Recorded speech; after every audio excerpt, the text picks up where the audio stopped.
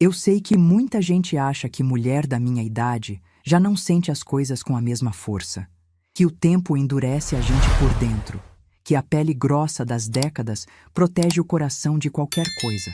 Mas eu vou te dizer uma verdade que carrego aqui no peito. A dor aos 66 anos não é menor, ela é mais pesada. Porque vem carregada de tudo que você construiu, de tudo que você entregou, de todas as vezes que você abriu mão de si mesma achando que era amor. Me chamo Marlene Vieira de Souza. Tenho 66 anos, sou professora aposentada, viúva, mãe de um único filho. E essa história que eu vou te contar agora, essa história que eu guardo há meses tentando encontrar as palavras certas, começa numa tarde de terça-feira. Uma tarde que parecia igual a todas as outras, mas que partiu minha vida em duas metades, o antes e o depois. Eu tinha ido à farmácia buscar meu remédio de pressão. Coisa rápida, 20 minutos no máximo. Saí de casa com a bolsa no ombro, o cabelo preso como sempre, e a mesma blusa de linho azul que eu gostava de usar nas tardes quentes. Cumprimentei Dona Norma pelo portão, minha vizinha há mais de 30 anos, e ela acenou com aquele sorriso de sempre. Tudo normal, tudo exatamente como deveria ser num dia qualquer de uma vida tranquila. Mas quando dobrei a esquina de volta, percebi algo diferente. Uma agitação vinda da minha casa.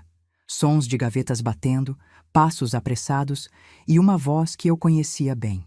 Uma voz que nos últimos anos tinha se tornado o som que mais me causava desconforto dentro do meu próprio lar. A voz da minha nora, Jéssica. Empurrei o portão e a cena que encontrei vai ficar gravada nos meus olhos até o último dia da minha vida. O corredor da minha casa, o mesmo corredor onde Osvaldo me carregou no colo quando voltamos da maternidade com Marcos nos braços, estava tomado por sacos de lixo pretos. Sacos enormes, transbordando, e dentro deles estavam minhas roupas, meus vestidos, meus casacos, minhas blusas, tudo enfiado dentro de plástico preto como se fosse entulho, como se fosse resto de alguma coisa que não prestava mais. No chão da sala, jogadas sem nenhum cuidado, estavam as caixas onde eu guardava minhas recordações. Álbuns de fotos do meu casamento. Daquele dia de sol em que Osvaldo colocou a aliança no meu dedo com as mãos tremendo de emoção. Os cadernos de anotações dele, onde ele escrevia com aquela letra miúda e inclinada coisas sobre a oficina, sobre a vida, sobre mim. E num canto, quase escondida debaixo de uma sacola, minha Bíblia. A Bíblia que minha mãe me deu na primeira comunhão, quando eu tinha 9 anos. A mesma que eu lia toda noite antes de dormir, que tinha o cheiro das mãos dela marcado nas páginas amareladas. A capa estava rasgada. Alguém tinha pisado nela. E aquele detalhe, mais do que qualquer grito, mais do que qualquer palavra, foi o que quase me fez cair. Jéssica apareceu no corredor, segurando mais um saco preto. Estava com o cabelo preso, calça de moletom, e um olhar que eu nunca tinha visto nela com tanta clareza. Um olhar de quem já decidiu tudo e não tem a menor intenção de voltar atrás. Me olhou de cima a baixo, como se eu fosse um problema que ela estava finalmente resolvendo, e disse, alto, sem nenhum pudor, numa voz que Dona Norma com certeza escutou do portão. Tem 48 horas para sair daqui ou eu chamo a polícia. Essa casa agora é minha e do Marcos. Soltou o saco no chão com um baque seco. Cruzou os braços e ficou ali, me encarando, esperando minha reação. Esperando que eu chorasse, que eu gritasse, que eu implorasse. Porque era isso que ela esperava de mim. Era isso que ela sempre achou que eu era. Uma mulher velha, cansada, sem recursos, que dependia da boa vontade do filho para ter um teto. Mas antes de continuar, preciso te contar o que mais me dilacerou naquela cena. Não foram as palavras da Jéssica. Não foram os sacos de lixo. Não foi minha Bíblia rasgada. Foi o que eu vi quando olhei para o lado. Minha neta Isabela estava sentada no 3º degrau da escada. Tinha 8 anos, os cabelos presos em 2 tranças que eu mesma tinha feito naquela manhã antes dela ir para a escola. Estava segurando contra o peito o ursinho de pelúcia que eu dei para ela no aniversário de 7 anos. O mesmo que ela chamava de seu valente, porque eu tinha dito que ursos protegem a gente dos pesadelos. Os olhos dela estavam enormes, fixos em mim, sem piscar. Não chorava. Estava paralisada. E aquele olhar de criança que está vendo o mundo dos adultos desmoronar sem entender o porquê, Foi a coisa mais dolorosa que eu já vi na vida. Pedro, meu neto de 5 anos, estava num canto da sala, encolhido atrás da poltrona, chorando baixinho. Daquele jeito que criança chora quando tem medo, mas não quer chamar atenção. Nenhum adulto naquela casa tinha se preocupado em tirá-los dali. Nenhum adulto tinha se dado ao trabalho de proteger aquelas crianças da cena que estavam presenciando. A própria mãe deles estava ali, gritando comigo, e não parou um segundo para pensar que seus filhos estavam assistindo a avó ser tratada como lixo. Eu quis ir até eles. Quis pegar Pedro no colo, quis segurar a mão da Isabela, quis dizer que estava tudo bem. Mas eu sabia que se desse um passo naquela direção, Jéssica usaria isso contra mim. Ela usaria qualquer gesto meu como combustível para mais um espetáculo. Então fiquei parada. Respirei fundo e olhei para o corredor, procurando outra pessoa. E lá estava ele, Marcos, meu único filho, o menino que eu embalei noites inteiras quando ele tinha febre. O menino para quem eu cantava enquanto passava roupa de madrugada porque ele tinha medo de dormir sozinho depois que o pai partiu. O homem que eu criei com cada gota do meu suor, cada centavo do meu salário, cada pedaço de mim que eu achei que podia dar. Estava encostado na parede da cozinha, braços cruzados, olhando para o chão. Não disse uma palavra para me defender. Não disse uma palavra para parar aquilo. Não se moveu, não respirou mais alto, não fez nada. Quando meus olhos encontraram os dele, porque eu procurei, eu precisava ver, ele desviou o rosto. Virou a cabeça para o lado como se olhar para mim fosse insuportável. Não de vergonha, de covardia. E naquele desvio, naquela fração de segundo em que meu filho escolheu não me olhar, eu entendi tudo. Entendi que aquilo não era obra da Jéssica sozinha. Entendi que ele sabia, que ele permitiu, que talvez ele mesmo tivesse ajudado a planejar. E entendi que o menino que eu criei, o menino por quem eu teria dado minha vida sem pensar 2 vezes, tinha se tornado um homem que não tinha coragem nem de olhar nos olhos da própria mãe enquanto a vida dela era enfiada dentro de sacos de lixo. Aquele foi o momento em que algo se partiu dentro de mim. Mas não foi meu espírito. Não foi minha esperança. Não foi minha dignidade. O que se partiu foi uma corrente. Uma corrente invisível que eu carregava há anos, talvez décadas, feita de culpa, de obrigação, de medo de ficar sozinha, de necessidade de ser amada por quem eu coloquei no mundo. Essa corrente estava tão entranhada em mim que eu nem sabia mais que ela existia. Mas quando vi meu filho desviar o rosto, quando vi meus netos assistindo aquele horror, quando vi minha Bíblia rasgada no chão, ela se partiu. E o que ficou no lugar foi uma clareza que eu não sentia há muito tempo. Uma calma que não vinha da resignação. Vinha de algo muito mais profundo. Não gritei, não chorei, não respondi uma palavra sequer para Jéssica. Passei por ela no corredor, com cuidado para não pisar nos sacos que continham minha vida, e fui até a varanda dos fundos. Sentei na cadeira de vime que Osvaldo comprou num antiquário quando a gente ainda era jovem e achava que o mundo ia ser generoso com a gente para sempre. Peguei meu celular do bolso. As mãos estavam firmes. Disquei um número que eu sabia de cor, um número que eu guardava como quem guarda uma chave reserva num lugar que ninguém sabe. Esperei 2 toques. A pessoa atendeu. Eu disse apenas 3 frases, com a voz mais calma que tive na vida. Ouvi o que precisava ouvir e desliguei. Quando voltei para dentro da casa, Jéssica ainda estava no corredor, agora com o celular na mão, provavelmente mandando mensagem para alguma amiga contando a proeza que estava fazendo. Me viu guardando o telefone e soltou uma risadinha. Uma risadinha de canto de boca, daquelas que dizem coitada, não tem para onde ir. Depois disse com aquele tom de superioridade que ela cultivava como uma segunda pele. Vai ligar para quem, dona Marlene? Para sua amiguinha da igreja? Pede para ela arrumar um quartinho para a senhora, porque aqui não tem mais espaço. Não respondi.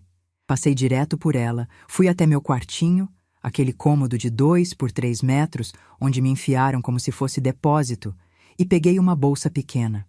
Coloquei dentro dela meus documentos, meu cartão do banco, minha certidão de casamento e a escritura da casa. A escritura que estava no meu nome, que sempre esteve no meu nome, desde o primeiro tijolo. Jéssica não sabia disso. Marcos sabia, mas parecia ter esquecido. Ou talvez achasse que não importava, que um pedaço de papel não significava nada diante da força bruta com que tinham decidido me arrancar da minha própria vida. Mas significava. Significava tudo. Coloquei a bolsa no ombro, passei mais uma vez pelo corredor sem olhar para ninguém, e antes de sair pela porta da frente, parei. Não me virei. Não olhei para trás. Mas disse, com a voz firme, sem tremer, sem gritar, numa calma que surpreendeu até a mim mesma: Jéssica, você vai se lembrar desse dia, mas não pelo motivo que está imaginando. Saí. Atravessei o portão. Dona Norma estava no dela, fingindo regar as plantas, mas eu sabia que tinha escutado tudo. Me olhou com aqueles olhos cheios de preocupação e abriu a boca para dizer alguma coisa, mas eu apenas balancei a cabeça e segui andando. Caminhei 3 quadras até o ponto de ônibus. O sol estava descendo e as sombras das árvores se esticavam no asfalto como dedos longos apontando para frente, como se dissessem: continua, Marlene, não olha para trás.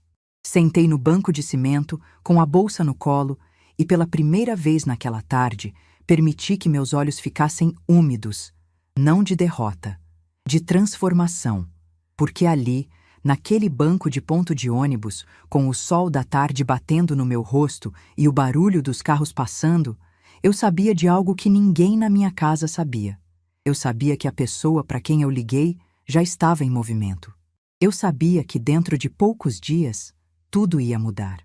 E eu sabia que quando a verdade viesse à tona, quando aquele documento chegasse às mãos de quem precisava, as pernas de Jéssica iam tremer pela primeira vez na vida. Mas antes de te contar o que aconteceu nesses 3 dias, e eu prometo que vou contar cada detalhe, preciso voltar no tempo. Preciso te apresentar Osvaldo. Preciso te contar como essa casa foi construída, como esse filho foi criado e como uma mulher pode se apagar tão lentamente dentro da própria vida que, quando percebe, já virou sombra. Porque a história de como cheguei àquela terça-feira não começa naquela tarde. Começa muito antes. Começa num baile de São João, em Sorocaba, quando eu tinha 22 anos e um homem de mãos grossas e sorriso largo me tirou para dançar. E foi ali, naquela dança, que tudo começou. Osvaldo apareceu na minha vida num sábado de junho, numa festa de São João no bairro do Além Ponte, em Sorocaba. Eu tinha 22 anos. Usava um vestido florido que minha mãe costurou especialmente para aquela noite e estava encostada na barraca de quentão com minha amiga Dalva, rindo de alguma bobagem que eu já nem lembro. O que eu lembro, e isso eu lembro como se fosse agora, é de ter sentido alguém parar na minha frente. Levantei os olhos e vi um homem de camisa xadrez, cabelo penteado para o lado, mãos grandes e um sorriso que ocupava o rosto inteiro. Ele me olhou nos olhos e disse, com uma simplicidade que me desarmou completamente: Moça, eu vim de longe só para te tirar para dançar. Vai me deixar voltar sem dançar? Eu ri. Dalva me deu uma cotovelada. E naquela noite, debaixo das bandeirinhas coloridas e do cheiro de milho assado, eu dancei pela primeira vez com o homem que seria meu marido, o pai do meu filho, e o grande amor da minha vida. Osvaldo era mecânico. Tinha uma oficina pequena no centro da cidade, herdada do pai, onde consertava de tudo: carro, moto, geladeira, máquina de lavar. Era um homem de poucas palavras e muitas ações. Não era do tipo que dizia "eu te amo" todo dia. Era do tipo que acordava cedo para consertar a torneira que estava pingando, que trazia um ramo de flores sem motivo nenhum, que colocava o casaco nos meus ombros quando a noite esfriava sem eu pedir. Osvaldo me amava do jeito que os homens da geração dele amavam. Em silêncio, com as mãos, com presença. Nos casamos 1 ano depois, num cartório simples, com poucos convidados. Minha mãe chorou o dia inteiro. De alegria, dizia ela, mas eu sabia que era também de preocupação, porque mãe é assim. Mesmo quando está feliz, encontra um cantinho para se preocupar. Depois da cerimônia, fomos almoçar na casa dela, comemos frango com quiabo e bolo de fubá. E à noite, Osvaldo me levou para ver o terreno que ele tinha comprado numa rua tranquila do Jardim das Acácias. Era um pedaço de terra vazio, com mato alto e um pé de manga que já estava ali antes de qualquer cerca. Ele apontou para o terreno e disse: Aqui vai ser a nossa casa, Marlene. Vou levantar tijolo por tijolo. E levantou. Nos fins de semana, depois de trabalhar a semana inteira na oficina, Osvaldo vestia a roupa velha de pedreiro e ia para o terreno. Eu ia junto. Carregava balde, misturava massa, segurava a trena enquanto ele media as paredes. A gente não tinha dinheiro para contratar mão de obra, então fazíamos tudo nós dois, com a ajuda eventual de um primo dele e de um vizinho do terreno ao lado. A construção levou quase 3 anos. 3 anos de domingos sem descanso, de economizar cada centavo, de comer arroz com ovo durante a semana para sobrar dinheiro para o cimento. Eu dava aula de manhã numa escola estadual do bairro e à tarde trabalhava como auxiliar administrativo num consultório odontológico. Osvaldo trabalhava na oficina de segunda a sábado e construía a casa no domingo. A gente chegava no fim do dia exausto, com as costas doendo, as mãos calejadas, mas com um sorriso que ninguém conseguia arrancar da gente. Porque cada parede que subia era um pedaço do nosso sonho tomando forma. A escritura ficou no meu nome. Não por capricho meu, mas por uma questão prática. Osvaldo tinha uma pendência antiga de crédito, uma dívida de fiador que ele assumiu pelo irmão mais novo, anos antes, e que nunca conseguiu resolver completamente. Na época do registro, o cartório orientou que ficasse tudo no meu nome para evitar complicações. Osvaldo aceitou sem pestanejar. Até brincava. A casa é sua, Marlene. Eu só moro nela porque você me aceita. E ria daquele jeito dele, com os olhos apertados e a cabeça jogada para trás. Quando Marcos nasceu, a casa já estava pronta. 4 quartos, sala ampla, cozinha com janela para o quintal e um quintal generoso onde Osvaldo plantou a muda de mangueira que trouxe do terreno original. Ele disse que aquela árvore ia crescer junto com nosso filho. E cresceu. Deu sombra, deu fruta, deu um balanço de pneu onde Marcos passou tardes inteiras rindo enquanto eu empurrava e Osvaldo filmava com aquela câmera antiga que vivia descarregando. Os primeiros anos com Marcos foram os mais felizes da minha vida. Osvaldo era um pai presente, daqueles que trocam fralda sem reclamar, que dão banho na criança cantando desafinado, que carregam o filho nos ombros como se fosse a coisa mais preciosa do mundo. E era. Para ele, Marcos era tudo. Eu via nos olhos do meu marido um orgulho tão grande que às vezes ficava com ciúmes, brincando, claro, mas era bonito de ver. Um homem duro, de mãos de mecânico, que derretia quando o filho esticava os bracinhos pedindo colo. Marcos cresceu cercado de amor. Não tínhamos muito dinheiro, mas tínhamos presença. Jantávamos juntos toda a noite na mesa de fórmica branca que Osvaldo comprou numa liquidação. Uma mesa simples, com as bordas já meio descascadas, mas que era o centro da nossa casa. Ali a gente conversava, fazia lição de casa, jogava baralho nas noites de sexta e planejava o futuro. Osvaldo sonhava em ampliar a oficina. Eu sonhava em fazer uma pós-graduação. Marcos sonhava em ser astronauta, depois bombeiro, depois jogador de futebol, como toda criança que ainda não sabe que o mundo vai cobrar muito mais do que sonhos. Tudo mudou num domingo de manhã, quando Marcos tinha 11 anos. Osvaldo estava no banheiro consertando a torneira do chuveiro que tinha começado a pingar durante a semana. Eu estava na cozinha preparando o almoço. Marcos assistia televisão na sala. Ouvi um barulho estranho. Não alto, não dramático, apenas um baque abafado seguido de silêncio. Chamei Osvaldo. Nada. Chamei de novo. Silêncio. Fui até o banheiro e encontrei meu marido no chão, com a chave de grifo ainda na mão, os olhos fechados, o rosto pálido. Eu não preciso descrever o que veio depois. Vocês podem imaginar.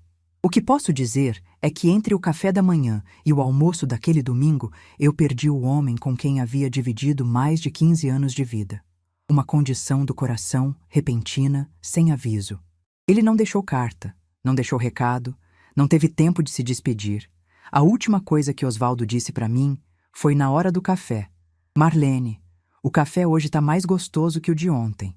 E sorriu. Aquele sorriso que ocupava o rosto inteiro. Marcos não entendeu de imediato. Ficou parado na porta do banheiro, olhando para o pai no chão, sem conseguir processar o que estava acontecendo. Quando a realidade bateu, ele se agarrou em mim e chorou como eu nunca tinha visto uma criança chorar. E eu, que estava destroçada por dentro, segurei meu filho e não derramei uma lágrima na frente dele.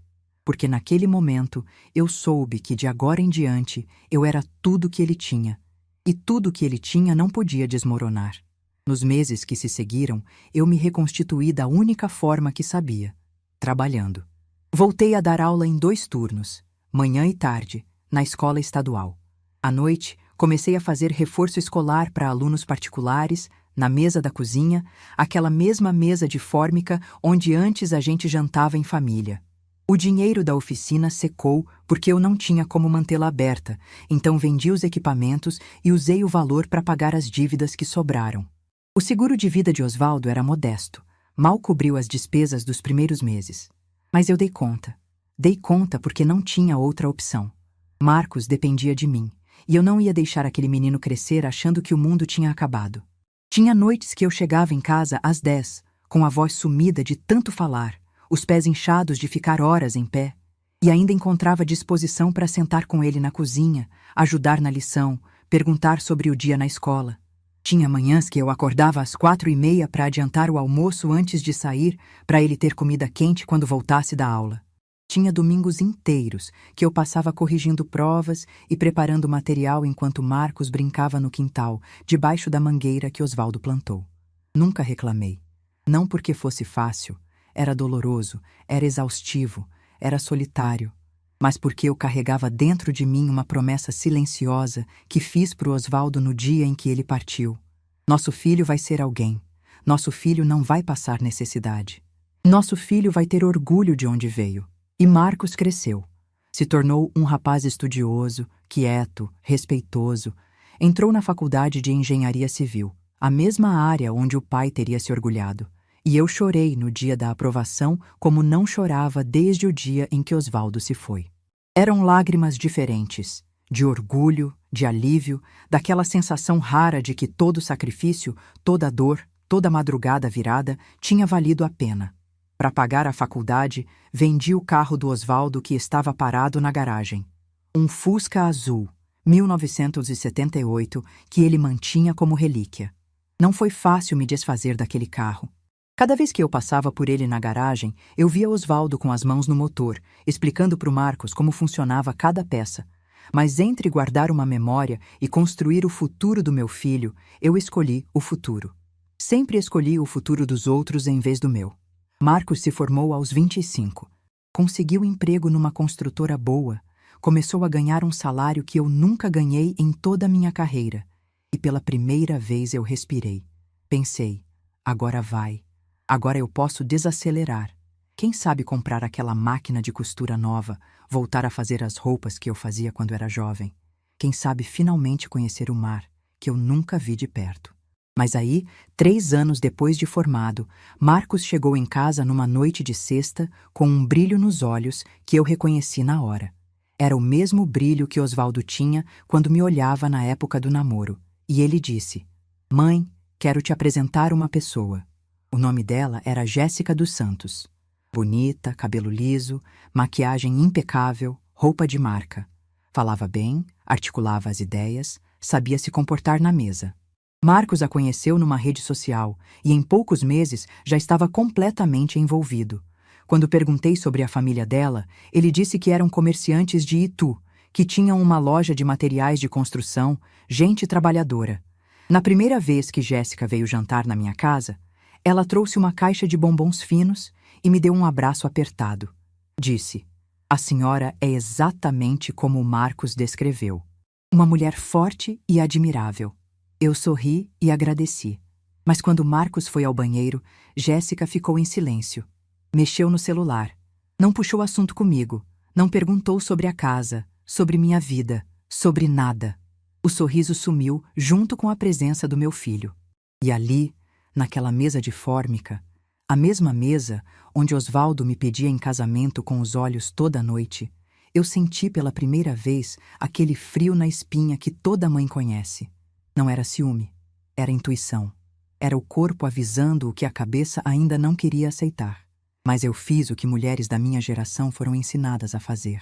Engoli o incômodo, coloquei um sorriso no rosto e disse para mim mesma que era coisa da minha cabeça, que eu devia dar uma chance, que meu filho merecia ser feliz. E foi assim que Jéssica entrou na minha casa, com bombons na mão e um sorriso que nunca chegava nos olhos. O que eu não sabia é que ela não entrou apenas na minha casa. Entrou na minha vida para desmontá-la peça por peça. E eu, que havia construído tudo com as mãos, ia demorar anos para perceber que estava sendo demolida por dentro. O casamento foi no cartório, sem festa. Eu ofereci para ajudar com os custos de uma cerimônia, mas Jéssica disse que preferia algo íntimo. Só a família. Achei bonito na época. Hoje entendo que ela não queria testemunhas. Quanto menos gente conhecesse a dinâmica daquele relacionamento, melhor para ela. Eles se mudaram para minha casa na semana seguinte. Marcos trouxe as malas dele, Jéssica trouxe as dela e mais um caminhão pequeno de mudança com móveis que ela fez questão de instalar nos lugares que ela mesma escolheu. Não me perguntou, não pediu opinião. Simplesmente entrou, mediu os espaços com os olhos e foi posicionando as coisas como se a casa já fosse dela. No começo, eu me enganei achando que era só o jeito dela. Tem gente que é assim, que toma iniciativa, que gosta de organizar. Eu até admirei a energia. Mas o que parecia iniciativa era, na verdade, ocupação. Cada móvel que ela colocava era um pedaço de mim que ela removia. Cada mudança que ela fazia era um recado silencioso. Esse espaço, agora, é meu. Os primeiros sinais vieram pela comida. Jéssica começou a reclamar do meu tempero de um jeito que parecia casual, mas tinha uma precisão cirúrgica de quem sabe exatamente onde cortar. Dizia que eu usava sal demais, que o óleo fazia mal, que a casa ficava com um cheiro forte depois que eu cozinhava. Mudei o tempero. Passei a cozinhar com a janela aberta. Comecei a fazer pratos mais leves, adaptando receitas que eu fazia há 40 anos para agradar uma mulher que estava na minha casa há 40 dias. Depois vieram os quadros. Eu tinha na sala 3 fotografias emolduradas. Uma do meu casamento com Osvaldo, uma do Marcos bebê no colo do pai e uma da mangueira do quintal no dia em que ela deu fruta pela primeira vez. Num sábado de manhã, cheguei na sala e os 3 quadros tinham sumido. No lugar, Jéssica tinha pendurado uma tela decorativa abstrata, dessas que se compra em loja de departamento. Quando perguntei onde estavam minhas fotos, ela sorriu daquele jeito que eu já estava começando a reconhecer e disse: "Guardei numa caixa para a senhora. É que combinava mais com o estilo antigo, né? A sala precisava de uma cara nova." Engoli. Peguei a caixa, levei para o meu quarto e guardei as fotos no fundo do armário. E segui em frente, porque era isso que eu fazia. Seguir em frente, se adaptar, se diminuir. Mas o dia em que ela mexeu na mesa de fórmica foi o dia em que eu senti, pela primeira vez, que estava perdendo minha própria história.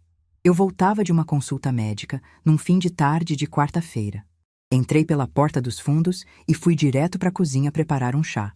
Quando cheguei lá, a cozinha estava diferente.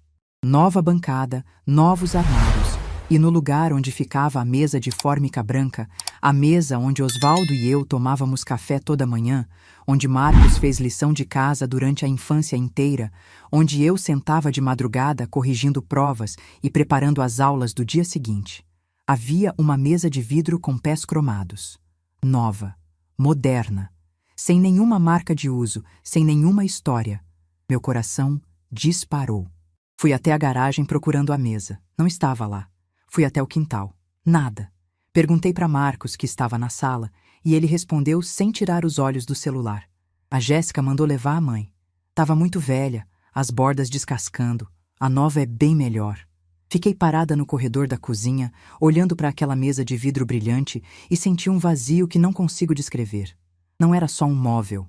Era o lugar onde Osvaldo se sentou na última manhã da vida dele e disse que o café estava mais gostoso que o de ontem. Era o lugar onde eu fiz a promessa silenciosa de que nosso filho seria alguém.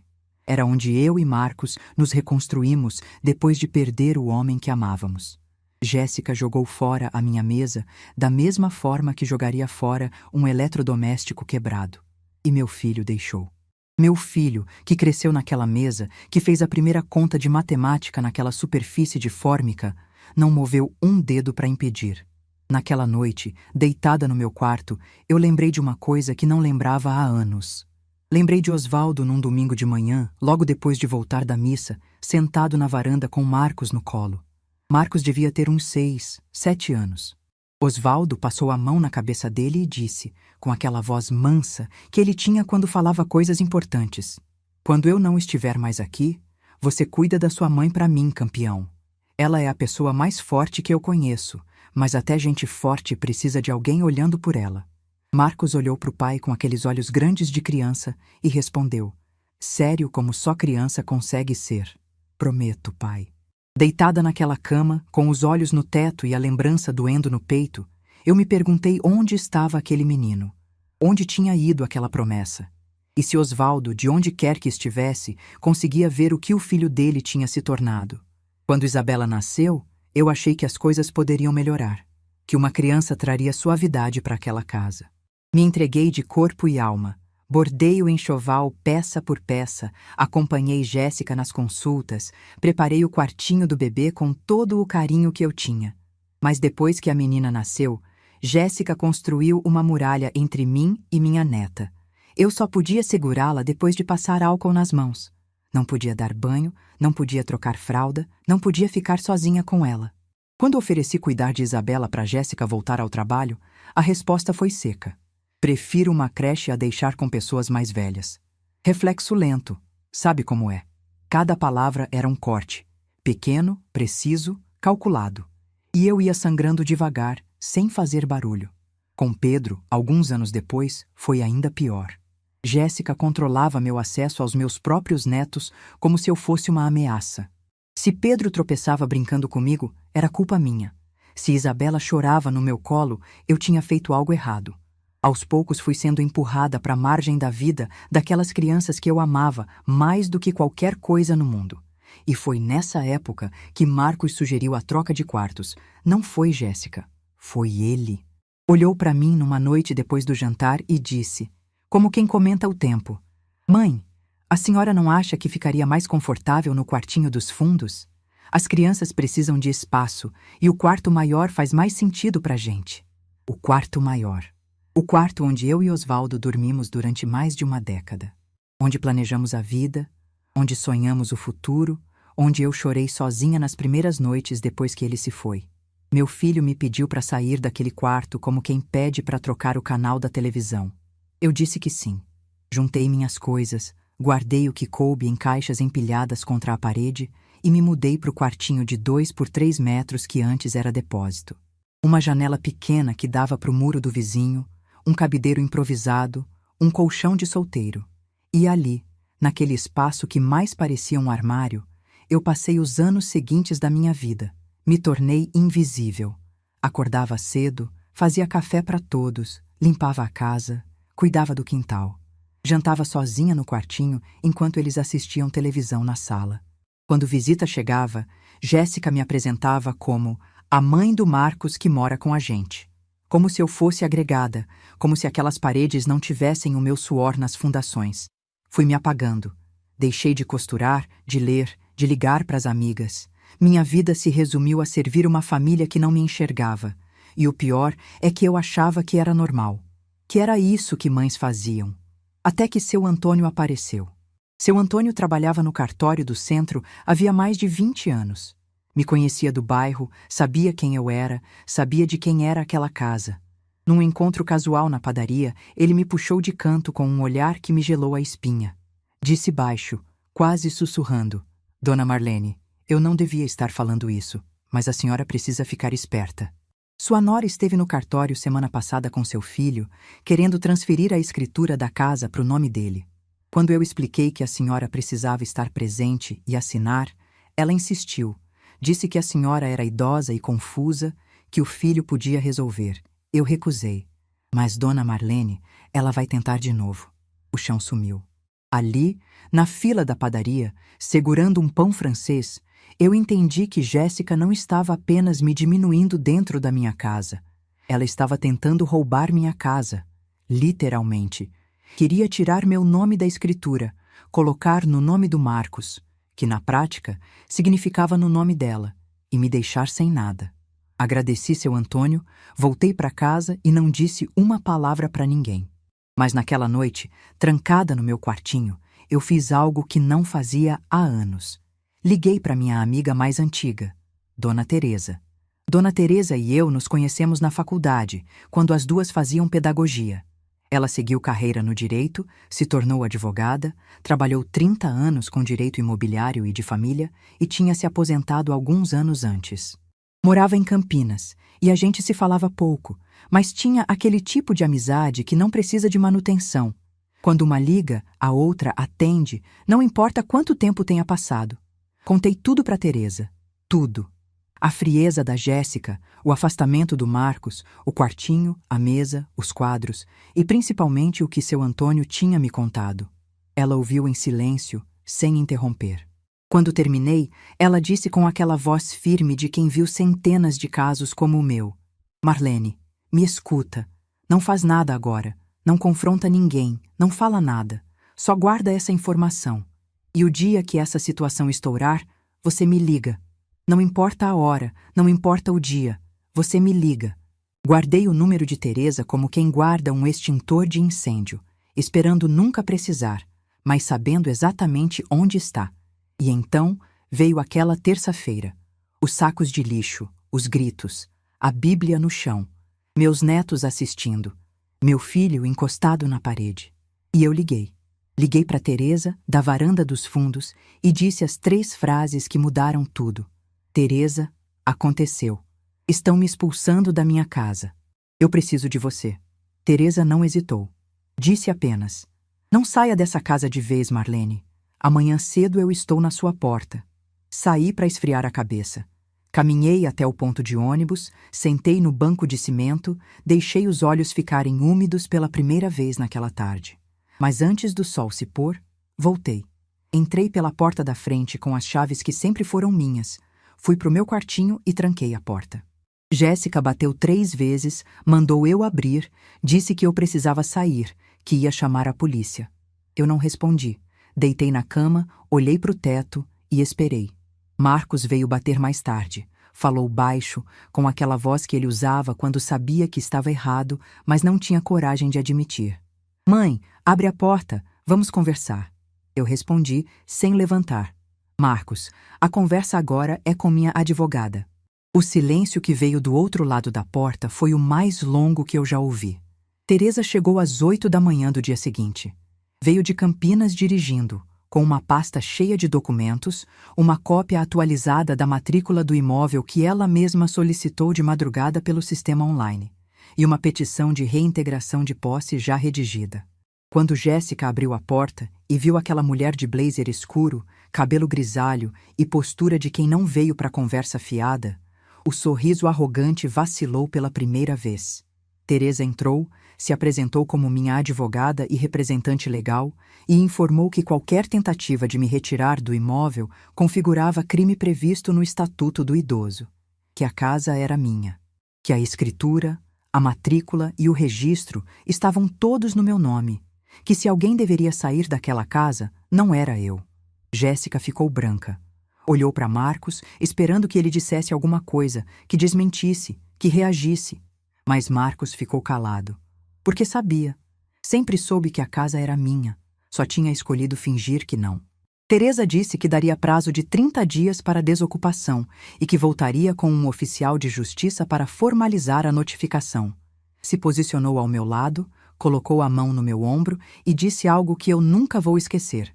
Marlene, você não precisa mais ter medo. Agora eles é que precisam. Naquela manhã, algo mudou na minha casa. A energia mudou. Os olhares mudaram. Pela primeira vez em anos, Jéssica não tinha uma resposta pronta. Pela primeira vez em anos, meu filho me olhou nos olhos. E eu? Eu fui até a cozinha, preparei meu café na cafeteira velha que Jéssica ainda não tinha jogado fora, sentei na varanda e tomei cada gole em silêncio. O mesmo silêncio que eu carregava há anos. Só que agora, pela primeira vez, era um silêncio que falava mais alto que qualquer grito. 3 dias depois, o oficial de justiça tocou a campainha. E o que aconteceu quando Jéssica abriu aquela porta mudou tudo para sempre. Os 3 dias que separaram a chegada de Teresa e a vinda do oficial de justiça foram os mais estranhos da minha vida. A casa ficou num silêncio diferente. Não era o silêncio de paz, nem o silêncio de costume. Era o silêncio de quem está segurando a respiração antes de um temporal. Jéssica parou de me dirigir a palavra. Quando eu entrava na cozinha, ela saía. Andava pela casa com o celular grudado na orelha, falando baixo, sempre de costas para mim. Eu sabia que estava procurando saída, talvez algum advogado, talvez a família em Itu. Não me importava. O que quer que ela estivesse planejando, já era tarde. Marcos flutuava pela casa como um fantasma. Saía cedo, voltava tarde, evitava cruzar comigo. Na única vez que nossos caminhos se encontraram no corredor, ele abriu a boca como se fosse dizer alguma coisa, mas eu passei direto. Não era hora de conversa. As crianças eram as únicas que agiam como se nada tivesse mudado. Isabela continuava vindo me dar boa noite no quartinho, batendo na porta com aquele toque suave de criança educada. Pedro me puxava pela mão quando queria mostrar um desenho que fez na escola. Eles não entendiam o que estava acontecendo entre os adultos, e eu agradecia por isso. Que aquelas crianças fossem poupadas de tudo que eu não fui. Teresa me ligava todo dia. Me atualizava sobre os procedimentos, sobre a documentação, sobre o que ia acontecer quando o oficial chegasse. Explicou que a notificação daria prazo formal de 30 dias para a desocupação, que era um procedimento legal, previsto, irrecorrível enquanto a titularidade do imóvel estivesse comprovada no meu nome. E estava. Cada centímetro daquela casa era meu diante da lei. Na quinta-feira à noite, véspera da chegada do oficial, eu não consegui dormir. Fiquei olhando para o teto, ouvindo os sons da casa, o relógio da sala, o ronco distante de Marcos, o vento na mangueira. Pensei em Osvaldo plantando aquela muda no quintal, dizendo que a árvore ia crescer junto com o filho. Pensei se ele imaginaria que um dia o filho ia tratar a mãe como um estorvo. Às 3 da manhã, levantei e preparei um café. Sentei naquela mesa de vidro que não era minha e bebi olhando pela janela para o quintal escuro. E naquela madrugada, fiz uma promessa para mim mesma. Prometi que nunca mais ia me diminuir para caber na vida de alguém. Nunca mais ia confundir sacrifício com amor. A manhã de sexta-feira nasceu com um sol limpo. Eu acordei cedo, tomei banho, vesti uma blusa de linho bege que eu guardava para ocasiões especiais. A mesma que minha mãe sempre dizia que combinava com meus olhos.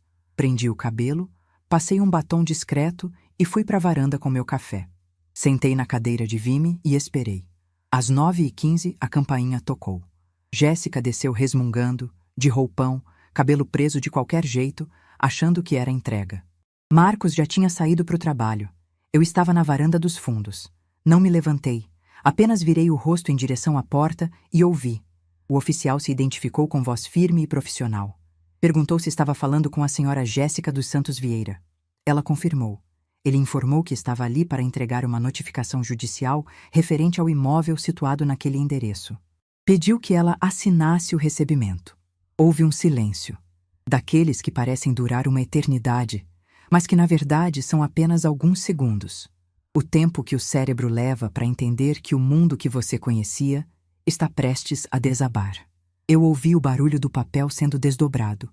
E depois, nada. Um silêncio tão denso que eu conseguia ouvir minha própria respiração na varanda. Me levantei devagar e fui até a sala. Precisava ver. Não por prazer, não por satisfação mesquinha. Precisava ver porque aquele momento era o encerramento de anos de humilhação, e eu merecia testemunhar com meus próprios olhos. Jéssica estava parada na porta, com o documento nas 2 mãos. O rosto estava sem cor, completamente sem cor, como se alguém tivesse apagado toda a vida daquela face de um segundo para o outro. Os olhos se moviam de um lado para o outro do papel, lendo e relendo, e eu percebi que as mãos dela tremiam. Não um tremor sutil, um tremor visível que fazia o papel ondular no ar como uma folha no vento. E então as pernas.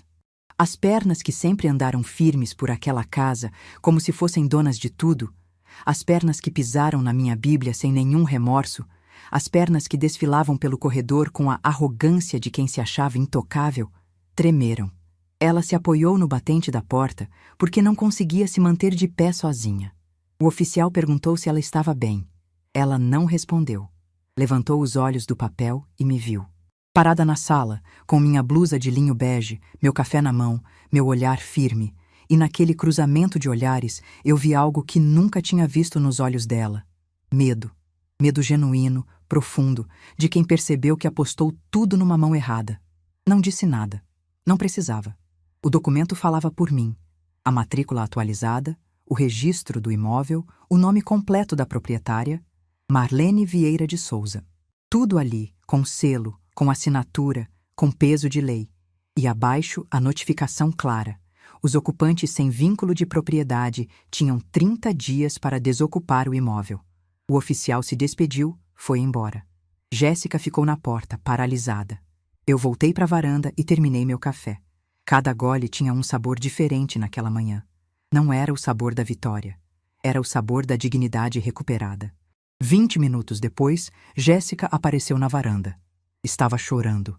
Mas não era choro de arrependimento. Era choro de raiva, de frustração, de quem viu o castelo de cartas desmoronar. Me olhou com os olhos vermelhos e disse, com a voz engasgada: "A senhora planejou isso tudo, não foi? Desde o começo." Eu coloquei a xícara na mesa, olhei para ela e respondi com a mesma calma de sempre: "Jéssica, eu não planejei nada. Eu simplesmente sabia o que era meu. Você é que esqueceu de perguntar." Ela saiu da varanda batendo a porta.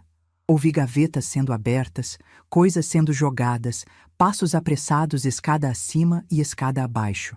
Estava em pânico. Ligou para Marcos. Eu escutei ela gritando no telefone, dizendo que ele precisava vir para casa imediatamente, que era urgente, que a mãe dele tinha feito uma coisa horrível. Marcos chegou no meio da manhã. Entrou pela porta com o rosto tenso, leu o documento que Jéssica empurrou nas mãos dele e ficou em silêncio. Um silêncio longo, pesado, de quem está calculando o tamanho do erro que cometeu. Olhou para mim. Eu ainda estava na varanda. E eu vi nos olhos dele algo que não via há anos. Vergonha. Não a vergonha passageira de quem é pego numa mentira pequena. A vergonha profunda de quem finalmente entendeu o que fez. Mas eu não estava preparada para o que veio depois. Marcos tentou ligar para o advogado de um colega, queria saber se podia contestar, se tinha brecha, se existia algum recurso. Enquanto ele estava no telefone, Jéssica foi para o quarto e eu fiquei na sala sozinha. O celular dela estava em cima da mesa de vidro. Aquela mesa que substituiu a minha mesa de fórmica. E ele apitou. Uma notificação de banco. Na tela, antes de escurecer, eu li a prévia da mensagem. Fatura do cartão final 8847. Valor R$ 14.320. Vencimento. Eu não sou de mexer nas coisas dos outros. Nunca fui. Mas alguma coisa me disse para prestar atenção. E nos dias que se seguiram, quando Marcos começou a organizar a mudança e a revirar papéis para separar o que era dele e o que era de Jéssica, a verdade que ele não queria ver veio à tona sozinha. Foram 6 cartões de crédito. 6. Todos abertos no nome do Marcos, sem ele saber. Jéssica usou cópias dos documentos dele para abrir cartões em bancos diferentes, cada um com limite alto. Faturas todas atrasadas. O total passava de R$ 80 mil. 80 mil em compras que Marcos nunca fez, em lojas que ele nunca pisou, em parcelas que ele não sabia que existiam. Quando Marcos descobriu, ele sentou na beira da cama e ficou imóvel. Não gritou, não xingou, não quebrou nada. Ficou olhando para as faturas espalhadas no colchão como quem olha para uma paisagem depois de um desastre. E eu, que estava passando pelo corredor, vi aquela cena e senti algo que não esperava sentir. Pena. Pena do meu filho, que foi tão cego, tão manipulado, tão fraco diante daquela mulher, que nem percebeu que estava sendo destruído junto comigo. Jéssica tentou se explicar. Disse que eram despesas da casa, das crianças, que tudo foi para a família. Marcos perguntou com a voz falhando. Bolsa de grife é despesa de família? 3 parcelas de uma televisão de 80 polegadas que eu nunca vi nessa casa é despesa de família? Pela primeira vez, Jéssica não teve resposta. Pela primeira vez, a mulher que sempre tinha uma justificativa, uma manipulação, um jogo de palavras para sair por cima, ficou em silêncio. E naquele silêncio, Marcos viu o que eu sempre vi. Uma pessoa que não amava ninguém além de si mesma. Nos dias seguintes, a casa se tornou um lugar estranho. Jéssica fazia as malas em silêncio, com movimentos mecânicos de quem está no piloto automático. Marcos dormia na sala, separado dela. As crianças sentiam a tensão e ficavam mais quietas que o normal. Isabela me perguntou num sussurro, num fim de tarde. Vovó, a gente vai ter que ir embora? Eu segurei a mão dela e disse. Você sempre vai ter um lugar aqui, minha filha. Sempre. Uma semana antes do prazo final, Marcos me procurou. Veio ao meu quartinho numa noite, bateu na porta e esperou eu abrir. Quando abri, vi um homem que parecia ter envelhecido 10 anos em 2 semanas. Olheiras fundas, barba por fazer, ombros caídos. Entrou, sentou na ponta da cama e ficou um tempo sem falar. Quando finalmente falou, a voz saiu quebrada. Mãe, eu não sei como pedir desculpa por tudo isso. Eu não sei nem por onde começar. Eu fui covarde, fui cego, fui injusto. A senhora construiu tudo o que eu tenho e eu tratei a senhora como se não valesse nada. O pai pediu para eu cuidar da senhora. E eu fiz o oposto. Ele mencionou a promessa. A promessa que Osvaldo pediu na varanda quando Marcos era criança. Ele lembrava. Esse tempo todo, ele lembrava. Meus olhos ficaram úmidos, mas eu não deixei as lágrimas caírem. Não porque estivesse sendo dura, mas porque eu precisava que ele entendesse que palavras bonitas não bastavam, que pedir desculpa era o começo, não o fim. Olhei para o meu filho e disse com firmeza e com carinho ao mesmo tempo: Marcos, eu aceito suas desculpas, mas aceitar não significa esquecer, e não significa que as coisas vão voltar a ser como eram. Eu não vou mais ser a mãe que se anula para manter a paz. Se você quer que eu faça parte da sua vida, vai ter que ser nos meus termos, com respeito, com dignidade, com a verdade. Ele concordou com a cabeça, sem conseguir me olhar nos olhos. Depois se levantou, me deu um abraço desajeitado, desses que os filhos dão quando sabem que erraram demais para um abraço resolver, e saiu do quartinho. No último dia do prazo, Jéssica saiu de casa com as malas. Chamou um carro de aplicativo, carregou tudo e, antes de ir embora, parou na frente do portão. Me olhou da calçada com um olhar que eu não sei definir. Não era raiva, não era tristeza, era algo entre o ressentimento e a incompreensão, como se ela realmente não entendesse onde tinha errado. Não disse nada. Entrou no carro e foi embora. Soube depois que voltou para Itu, para a casa dos pais. A loja de materiais de construção da família, que ela dizia ser próspera, tinha fechado fazia 2 anos. Marcos ficou mais uma semana, organizando a mudança dele e das crianças para um apartamento alugado que ele conseguiu perto do trabalho. No dia em que saiu, colocou as caixas no carro, ajeitou as crianças no banco de trás e veio se despedir. Ficou parado na porta, com as chaves da casa na mão. Olhou para elas, olhou para mim e estendeu o braço. Eu peguei as chaves da minha casa, que sempre foram minhas, e guardei no bolso. Ele disse: Eu vou consertar o que eu quebrei, mãe, nem que leve o resto da vida. Eu respondi: Conserta, mas começa por você. Ele entrou no carro. As crianças acenaram pela janela de trás. Isabela gritou: Tchau, vovó, a gente volta sábado. Pedro soprou um beijo com a mãozinha. E quando o carro dobrou a esquina, eu fiquei ali no portão, com as chaves no bolso e o coração pesado, mas inteiro. Pela primeira vez em anos. Inteiro. A primeira semana sozinha naquela casa foi a mais silenciosa da minha vida. Mas era um silêncio diferente de todos os outros que eu já tinha conhecido. Não era o silêncio pesado de quando Osvaldo partiu. Não era o silêncio sufocante de quando eu me escondia no quartinho para não incomodar ninguém. Era um silêncio que tinha espaço, um silêncio que respirava, um silêncio que pela primeira vez em décadas era só meu. Nos primeiros dias, eu caminhava pela casa como se estivesse conhecendo um lugar novo. Passava a mão nas paredes, abria as janelas que ficaram tanto tempo fechadas, deixava o sol entrar nos cômodos que tinham virado território proibido. A casa parecia maior sem aquela tensão ocupando cada canto. Mas não era só a casa que precisava de reconstrução. Eu também precisava. Tinha passado tantos anos me anulando que quando finalmente fiquei sozinha, percebi que não sabia mais quem eu era sem a função de servir alguém. Acordava de manhã e ficava parada na cama, esperando ouvir alguém me chamar, esperando o barulho de criança, esperando a necessidade de ser útil. E vinha o silêncio. E com o silêncio, vinha a pergunta: E agora, Marlene? A resposta veio aos poucos, como quem reaprende a andar depois de muito tempo parada. Comecei pelo quartinho dos fundos, aquele cômodo de 2 por 3 metros onde me empurraram como se eu fosse depósito. Olhei para ele numa manhã de segunda-feira e decidi que aquele espaço ia se transformar.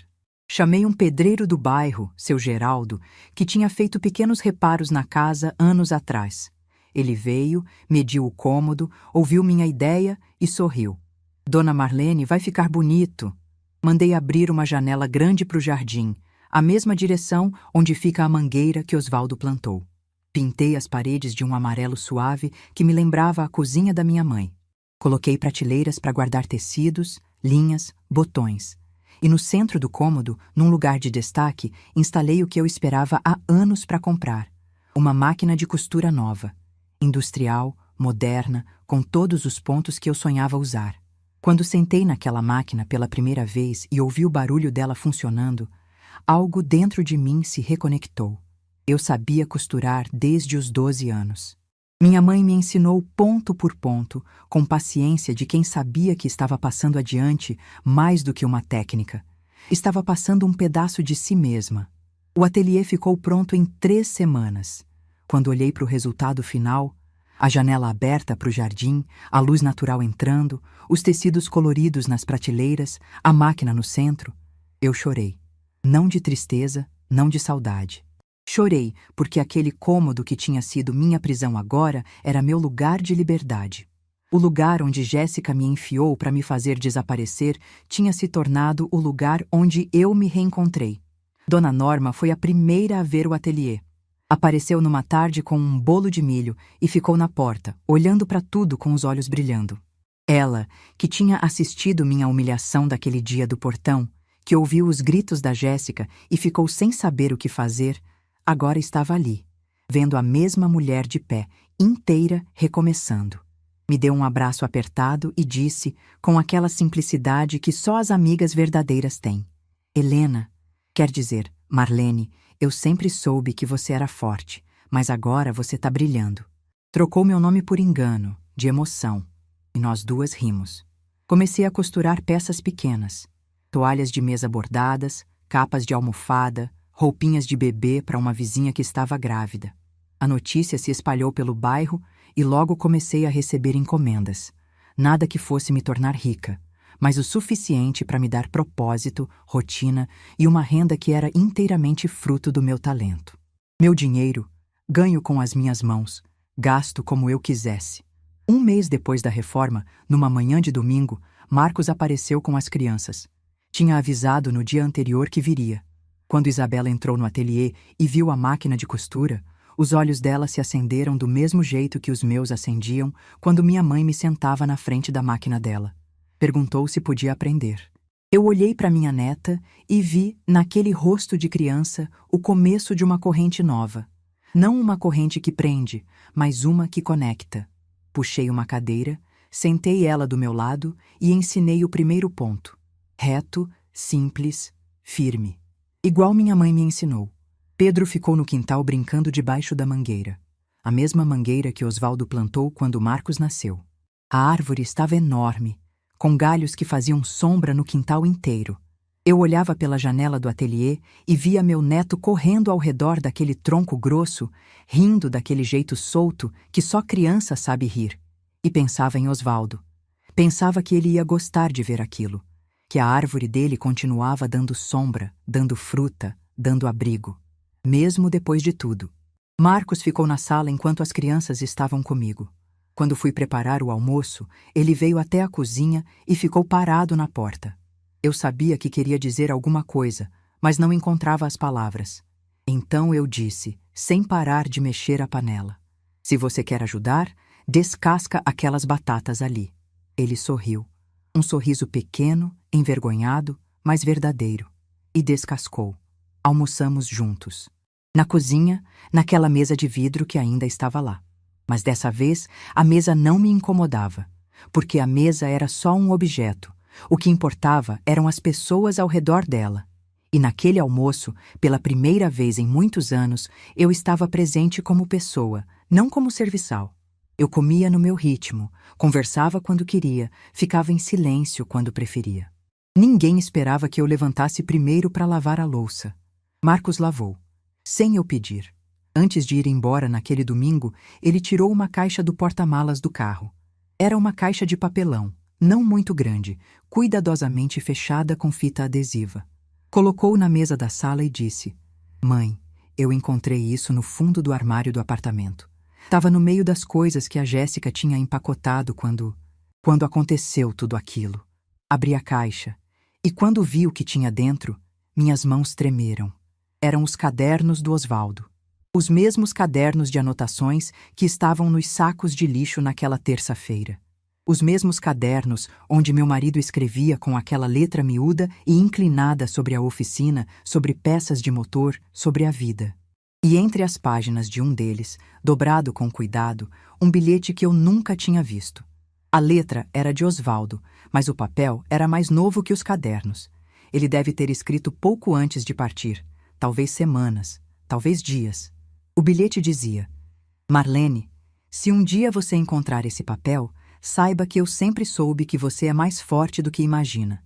A casa é sua, a vida é sua, e o Marcos vai entender isso quando crescer. Eu te amei do jeito que eu sabia amar, em silêncio, com as mãos. Mas hoje, com essas palavras, eu te digo: obrigado por tudo. Você é a melhor coisa que me aconteceu naquela festa de São João. Não consegui segurar.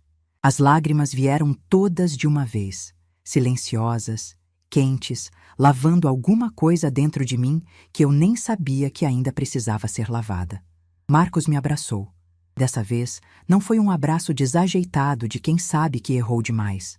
Foi um abraço de verdade, de filho, daqueles que apertam o peito e dizem sem palavras tudo o que a boca não consegue. Isabela veio correndo da sala perguntando por que a avó estava chorando. Eu enxuguei o rosto, sorri para ela e disse: Estou chorando de felicidade, minha filha. Seu avô me mandou uma carta. Ela arregalou os olhos e pediu para ver. Li para ela em voz alta. E quando terminei, ela disse, com aquela sabedoria absurda que às vezes as crianças têm: Vovó, ele tinha razão. A senhora é muito forte. Guardei o bilhete dentro da Bíblia da minha mãe.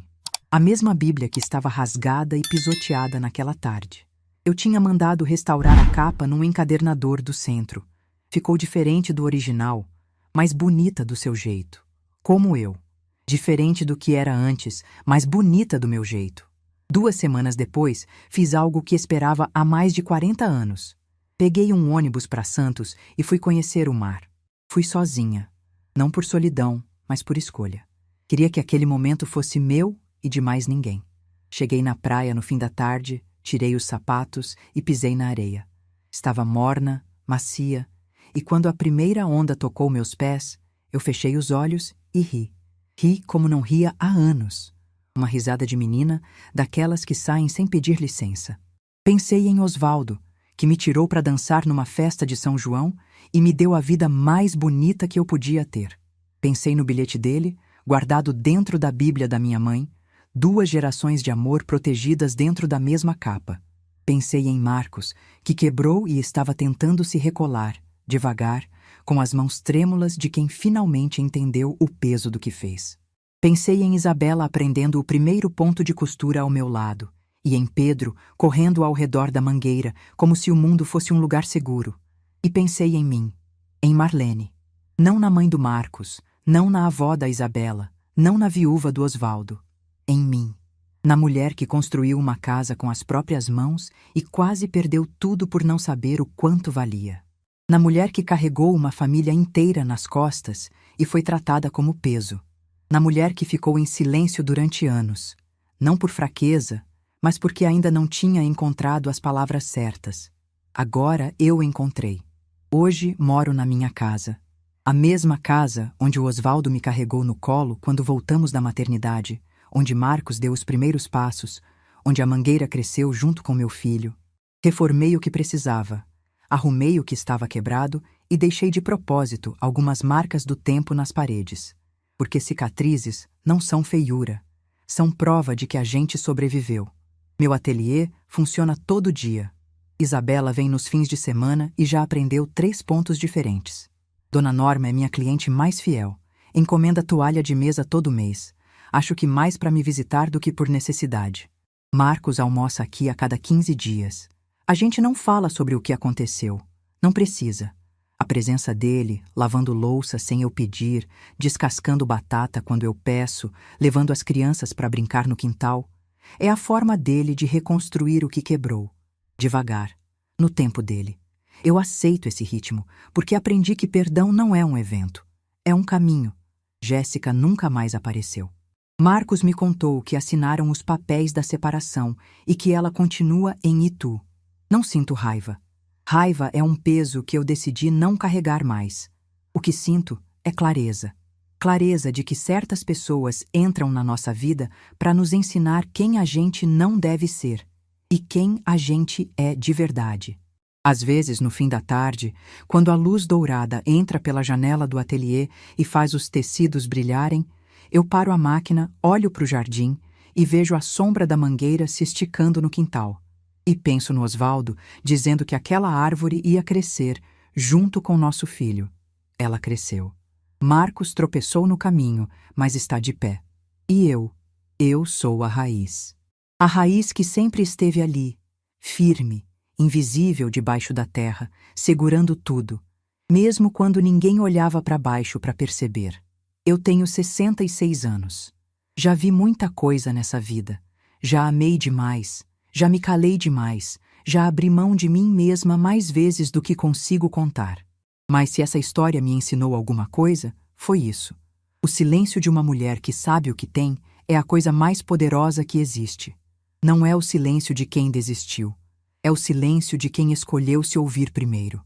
E se você está escutando essa história e se reconheceu em alguma parte, na mãe que se anula, na mulher que engole, na pessoa que se diminui para caber nos planos dos outros, eu quero te dizer uma coisa, olhando nos seus olhos.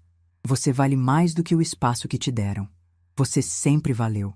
A minha casa, a minha mesa, os meus cadernos, a minha Bíblia, nada disso é só coisa. São pedaços de quem eu sou. E ninguém, nunca mais, vai me convencer de que eu preciso caber num quartinho de 2 por 3 metros para ser amada. Meu nome é Marlene Vieira de Souza. Tenho 66 anos. E essa é a minha história. Se essa história tocou seu coração, deixe seu like, se inscreva no canal e comente aqui embaixo. No meu lugar, o que você faria? Sua mensagem pode iluminar o dia de alguém.